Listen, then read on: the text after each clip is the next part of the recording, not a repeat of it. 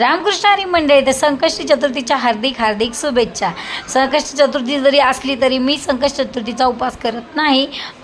शिवमनी केलेला आहे. आणि दुसरं म्हणजे आज डब्यामध्ये भोपळ्याची भाजी, सॅलड, आणि आज गोड काहीच नाही आहे डब्याला.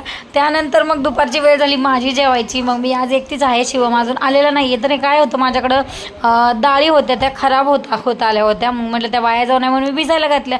पण त्या डाळींचा डोसाच होईना. मग डोसा होईना तर त्याच्यामध्ये थोडंसं बेसन घातलं आणि त्याचा डोसा मी करायला घातलेला आहे. नंतर दूध आलं होतं, दूध तापायला ठेवलं. आणि खरं सांगू, भेळ बनवायची म्हटलं, आज छान अशी भेळ बनवावी. मग भेळमध्ये पुदिना, मिरची आणि अद्रक नाही म्हटलं, पुदिना, कोथिंबीर आणि हिरवी मिरची वाटून घेतली आणि त्याची छान अशी भेळ बनवली. कांदा टोमॅटो घातला आणि देवाला नैवेद्य दाखवला. आणि नंतर मी जेवायला बसले. व्हिडिओ आवडला असेल तर लाईक करा, शेअर करा आणि तुम्ही सबस्क्राईब करायला विसरू नका. बिन सबस्क्राईब करता जाऊ नका. राम राम मंडळी.